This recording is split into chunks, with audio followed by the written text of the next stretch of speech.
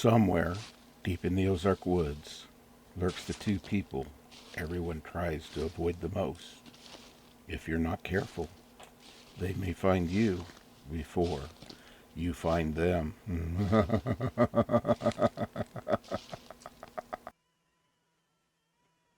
Okay, we're recording. Hi, guys. Now, I know we didn't do much today as far as downloading or making videos, but if you see, we we changed the studio. No, actually, I snuck off.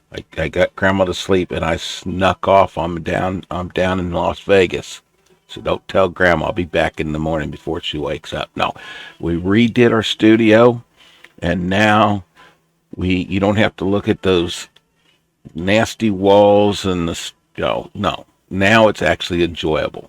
Now it's actually worth, especially when Grandma's not here. Now it's worth looking at. You could sit there and just look out over here and imagine where might there be some gold. I think maybe right back over down there. Right down there. Yeah, I think there's some gold down there. You know, and you never know. Yeah, you never know. That's just awesome. Awesome, awesome, awesome. But anyway, uh, Grandma found something while I was asleep. She was looking at this stuff, this Fire of Learning.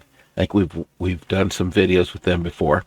But anyway, uh, this is on the unbelievable history of sweet potatoes. Okay, now sweet potatoes and yams are technically different. Two totally different plants, except for in America. In America, sweet potatoes and yams, when you go and buy candied yams, they're sweet potatoes. Just the way it is, okay? That's what I was always told.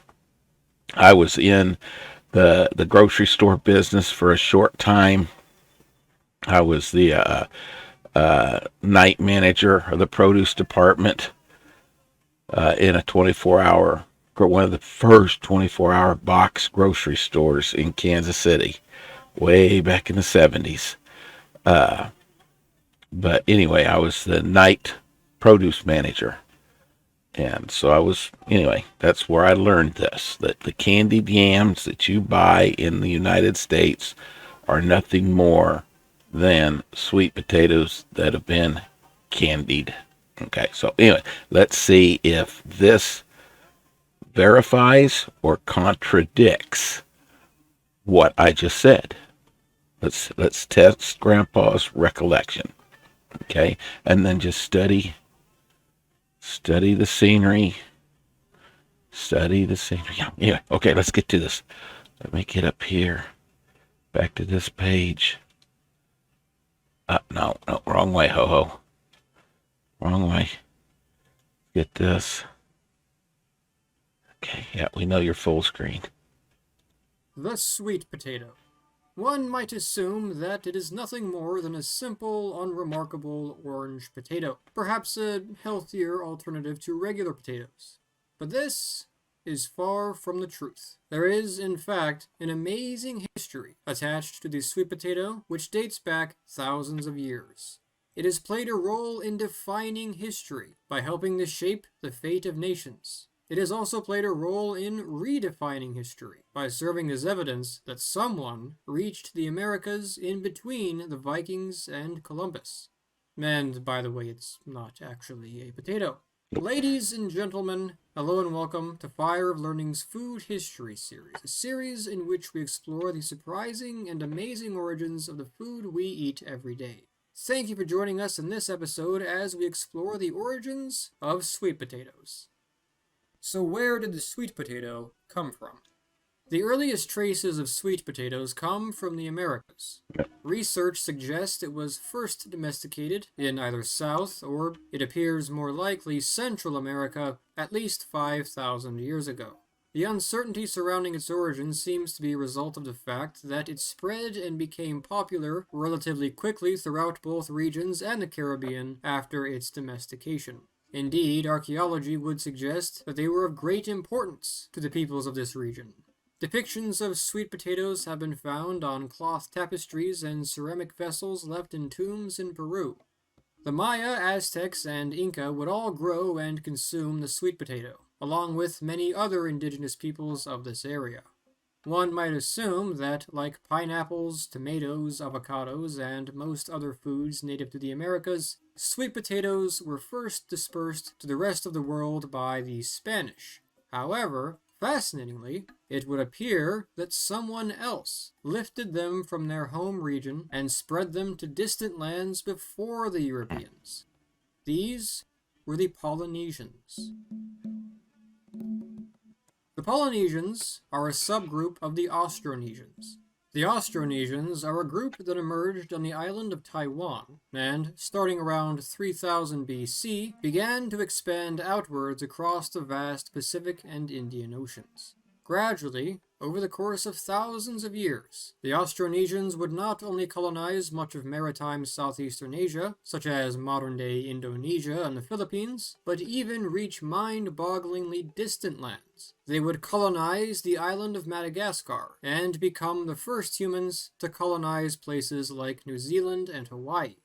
It has long been wondered just how far they ventured. Did they, perhaps, venture east of Hawaii, reaching the Americas before Columbus? Sweet potatoes would suggest probably yes. Fascinatingly, the sweet potato was present on a number of Pacific islands prior to European contact.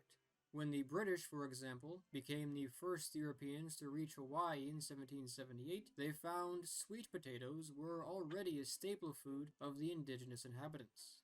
The crop was even connected to their religious beliefs. Radiocarbon dating has demonstrated that sweet potatoes were in Polynesia sometime between 1000 and 1400 AD. The exact dates are still debated. Though some argue that this happened by natural, non-human means, the most likely explanation for this is contact between the Polynesians and indigenous South or Central Americans, at least a century before Columbus, and as early as Leif Erikson reached Canada. Sweet potatoes would have somehow been acquired in their interactions with the native peoples, and then taken back, where they were planted in and spread across Polynesia. Other evidence for this includes things like linguistics. In the South American Aymara language, the word for sweet potato is kumara. In the language of the Maori of New Zealand, it is kumara. Regardless of how it spread, the sweet potato would become a very important staple for many Polynesian cultures. It has even been suggested that the relative ease in producing an abundance of it allotted peoples such as those of Easter Island. Okay, I will dispute that because I've never been able to get sweet potatoes to grow. Sweet potatoes and watermelons, I've never been able to get them to grow. So I'm going to dispute that one, guys. But that's just my personal experience. I think I dote over them too much and I kill them with love or something. More free time, allowing them to devote their time to other tasks, like building the famous Moai statues. Though it spread as an impressive feat, the Polynesians did not spread the sweet potato beyond their domain so far as we know, even into other parts of Austronesia. Ultimately, Europeans would largely be responsible for its true introduction on the global stage. As with many foods of the Americas, the first Europeans to encounter sweet potatoes were the Spanish at the end of the 15th century. In fact, they were so prolific that they appear to have been discovered by the crew under Christopher Columbus in the Caribbean right away. Columbus brought them back to Spain, and according to the contemporary historian Oviedo, presented some to King Ferdinand and Queen Isabella. Sweet potatoes seem to have then taken off there and in Portugal within half a century. The Spanish and Portuguese would then play a major role in spreading sweet potatoes around the world, to places such as Africa, India, and East Asia. In one of the languages of the Arawak, an indigenous group spread throughout many parts of Latin America encountered by Columbus, it was referred to as batata. The word entered Spanish as patata. This is where we get the word potato in English. Ironically, at first, this word on its own referred to what we now call sweet potatoes, in Spanish and English. Sweet potatoes did, after all, reach Europe before other potatoes. What is the difference between potatoes and sweet potatoes? And, while we're at it, between sweet potatoes and yams? Though both sweet potatoes and potatoes come from roughly the same geographic area, they are actually from completely separate botanical families. Sweet potatoes belong to the family Convolvulaceae. Potatoes, meanwhile, belong to the family Solanaceae. Potatoes are actually, therefore, more closely related to tomatoes and eggplants, sometimes called common potatoes or sometimes Spanish potatoes in the past. Terms like Irish and white potatoes are still used occasionally in English to distinguish potatoes from sweet potatoes, but overall, the word potato, on its own, is usually used exclusively for white potatoes in modern English, likely because they eventually became more popular in English-speaking countries than sweet potatoes. The term sweet potato came into common use around the 1740s. So then what are yams? Yams are sometimes what the darker, softer, oranger sweet potatoes are called in the US. However, they are not actually yams. They were just called yams to help distinguish them from other types of sweet potatoes. All sweet potatoes are one species, but there are about 7,000 cultivars, with a wide range of colors and textures. Actual yams are another unrelated vegetable from Africa which somewhat resembles sweet potatoes in appearance. True African yams are not very common in Western grocery stores, so you probably will not get them confused. Ladies and gentlemen, I hope you are enjoying this presentation Excuse me. so far. I'd like to interrupt for a moment, though, to mention that I've just done a History of Christmas documentary in which I explore the origins of the holiday. If you'd like, come check that out when you're done here. In the late 16th century, sweet potatoes reached China. It is said that a Chinese merchant named Zhenlong Chen brought them from the Spanish-ruled Philippines to southern China in this time. However, there is some evidence it reached other parts of China before him. Regardless, in the area of Fujian, a region in southern China, they would catch on quickly thanks to him and his son. In the year 1594, a famine struck this area, and the governor ordered that sweet potatoes be grown to help fight against it. The Chinese would come to call it Jin Shu, the golden root. Sweet potatoes would slowly spread throughout a number of other areas in Asia as well, remaining popular in places like Japan to this day. Meanwhile, sweet would continue to spread in other regions as well, such as Europe and Anglo-America. Sweet potatoes prefer long, warm growing seasons, which made growing them in northern Europe more difficult.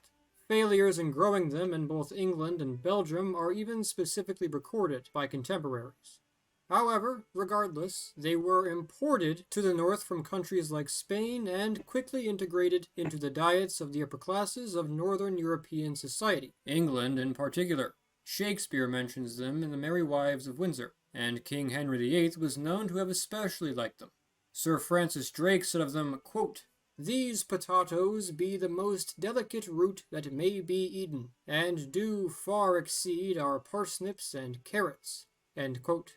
Though more suited to the climate of the Mediterranean, they did not become popular in places like Italy. Sweet potatoes eventually took off in Anglo-America as well. Despite being a major part of American Thanksgiving today, they were almost certainly not featured at the first. They are first recorded to have been grown in the English colony of Virginia in 1648, though they were possibly there earlier. The crop would quickly be favored by Southerners and continued to be grown there by people like Thomas Jefferson as the nation gained its independence. They would be introduced to New England in 1764, but did not become as popular there. Indeed, to this day, sweet potatoes are not only more commonly grown in the southeast of the country, but are strongly associated with southern cooking. Ironically, though a rich man's food in the 16th century, they had become a poor man's food in 19th century America, where they were easier to grow. They were a staple for slaves and impoverished white farmers. During the American Civil War, they were sometimes the only thing that Confederate soldiers had to eat. Today, about 92 million tons of sweet potatoes are produced each year. China leads the way in terms of sweet potato production by far, producing 51 million tons per year. The next largest producer, however, is the small African nation of Malawi. As a nutrient dense food which is easy to grow in warm climates, sweet potatoes have become very popular in sub Saharan Africa. The sweet potato is often dwarfed in fame by its pseudo cousin, the white potato, especially in the Western world. Regardless, it remains a very popular and valued food across the world, as it has been since its first use many thousands of years ago. So there you go. I see. They agreed with me. They agreed with me. Mine's not slipping totally. But anyway, uh, interesting. What you guys think? Did you learn something? Maybe not. I don't know. But anyway, leave us a message. Let us know how things are going. We're trying to improve, trying to make things a little happier, a little more pleasant, a little more enjoyable.